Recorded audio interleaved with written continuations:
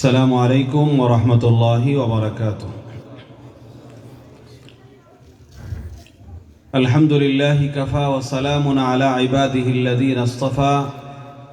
أما بعد فأعوذ بالله من الشيطان الرجيم. بسم الله الرحمن الرحيم.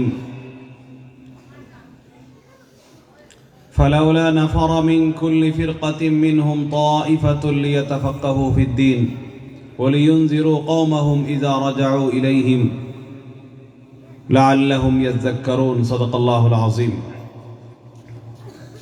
ঐতিহ্যবাহী খাগদিয়র জামিয়া ইসলামিয়া কর্তৃক আয়োজিত আল খায়ের ছাত্র কাফেলা কর্তৃক আয়োজিত এই থানাভিত্তিক হিফজুল কোরআন প্রতিযোগিতার সম্মানিত আজকের এই প্রোগ্রামের সভাপতি,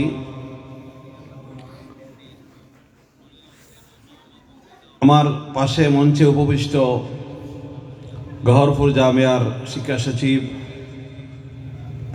বিদগ্ধ আলেম দ্বীন হযরত শরীফুল হুজুর দামাত বারাকাতুহুম, শরীয়তপুরি হুজুর দামাত বারাকাতুহুম, এই মাদ্রাসার প্রিন্সিপাল হুজুর দামাত বারাকাতুহুম আল আলিয়া, উপস্থিত ওলামায়ে কেরাম এবং এলাকার গণ্যমান্য ব্যক্তিবর্গ, মাদ্রাসার কর্তৃপক্ষ, এই খাগদিয়র জামিয়া ইসলামী অত্যন্ত, আমি যখন প্রথমে এখানে নামলাম যে এটা যে একটি মাদ্রাসা সেটা আসলে আমি ভাবতেই পারি নাই। প্রোগ্রামের এই আয়োজন দেখে আমি বুঝলাম যে আসলে মাদ্রাসা এত সুন্দর রুচিশীলতার একটা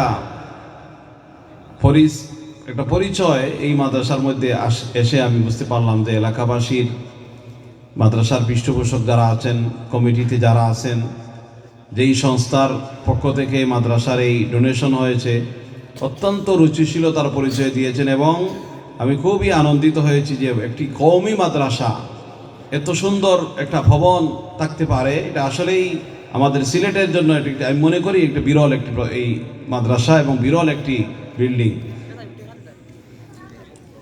একটা বিষয় সবসময় ভাবি,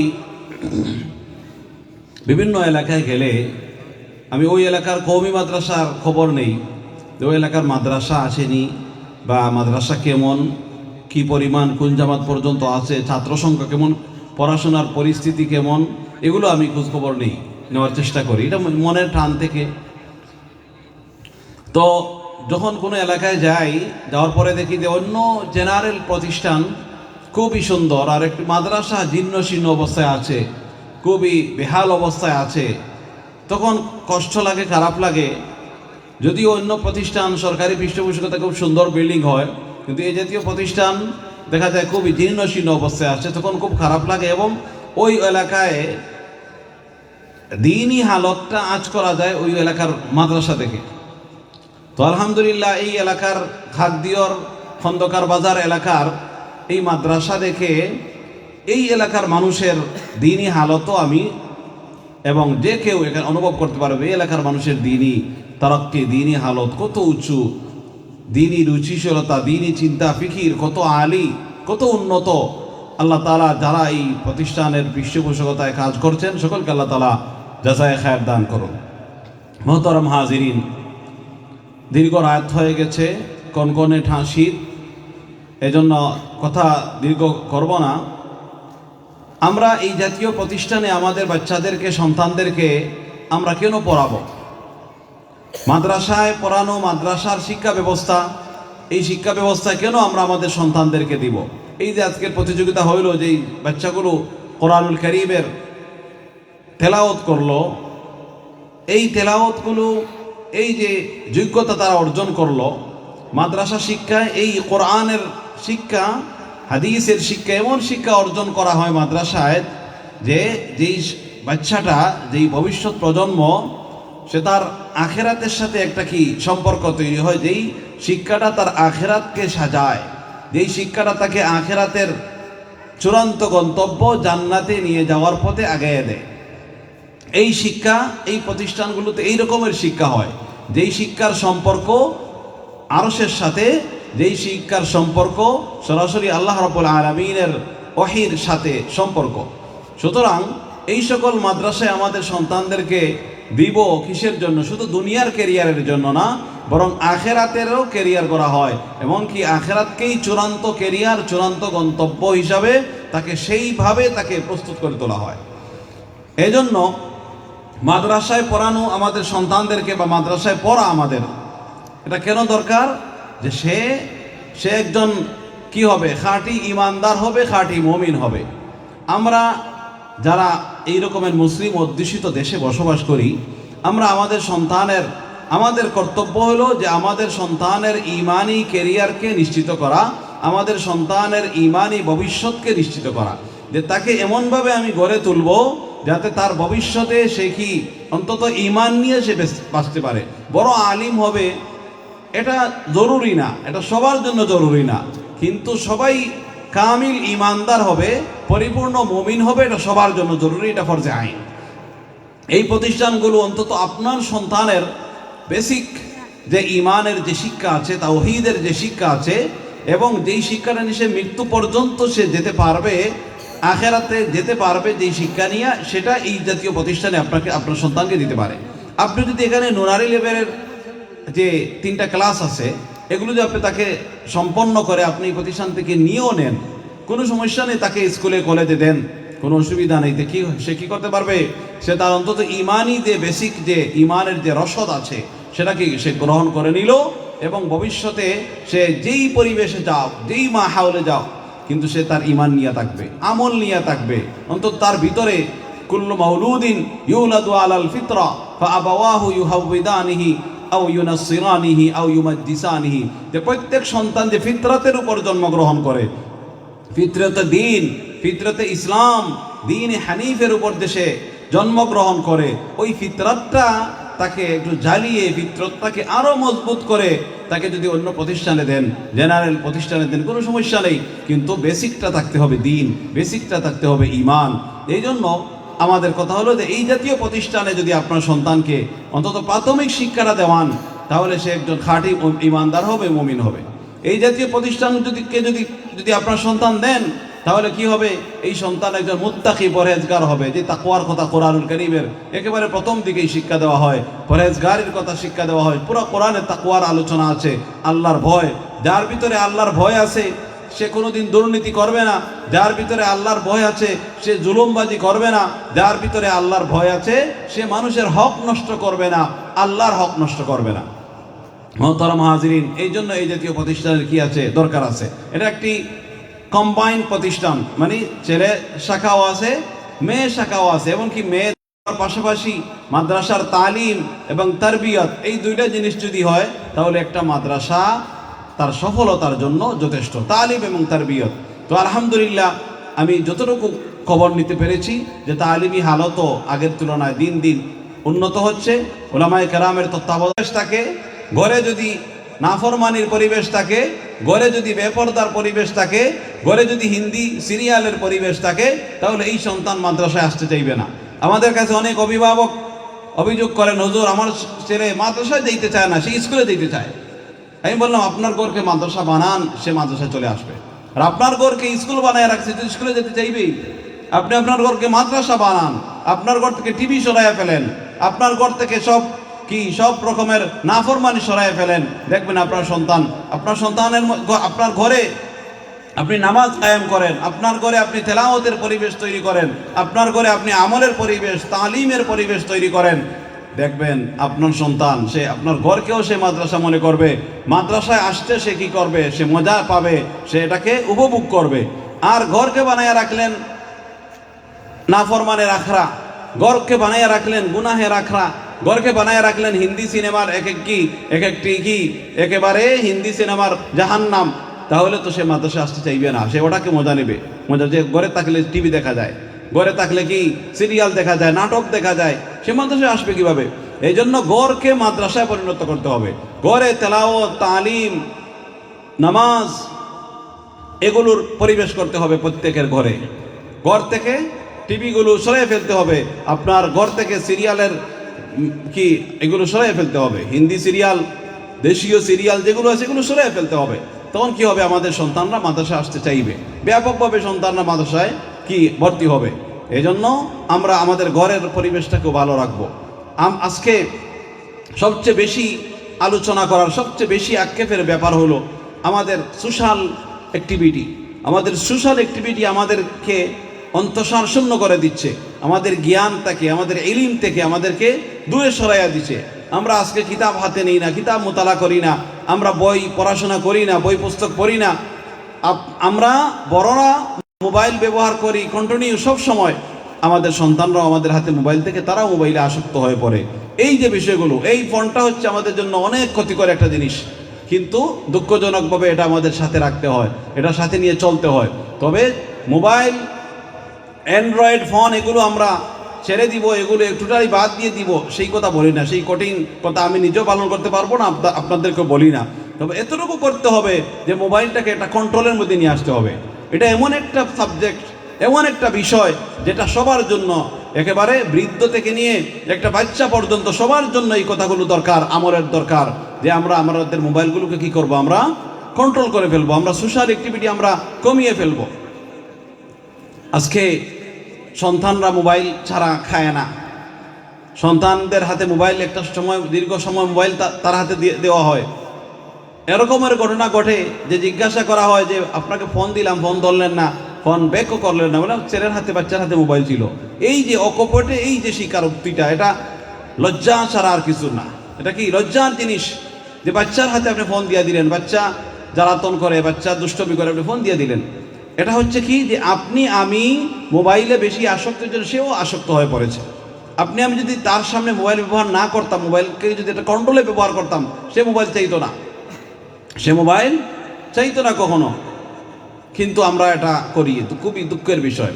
মোবাইলে আমাদের সবচেয়ে বড় যে ক্ষতি হয় সেটা হচ্ছে আমাদের জীবনের সবচেয়ে দামি যেই নিয়ামত, সেই সময়টা নষ্ট করে ফেলে।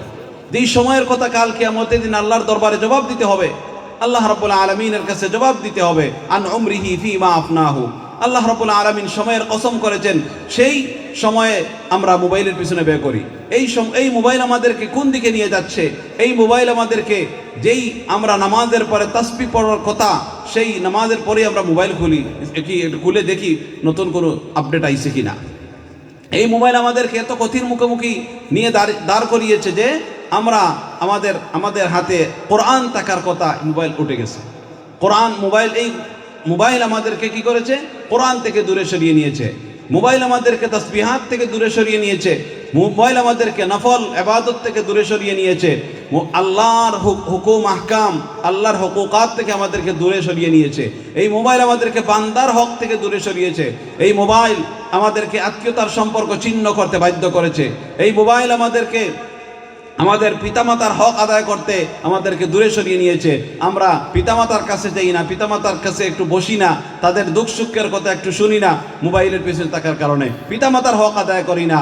কি স্বামী হইলে তার স্ত্রীর হক আদায় করে না, স্ত্রী তার স্বামীর হক আদায় করে না এই মোবাইলের কারণে। মা তার সন্তানের হক আদায় করে না, বাবা তার সন্তানের হক আদায় করে না এই মোবাইলের কারণে। এই মোবাইলের কারণে বাবা তার সন্তানকে একটু সময় দেয় না, সন্তানের সাথে একটু খেলাধুলা করে না।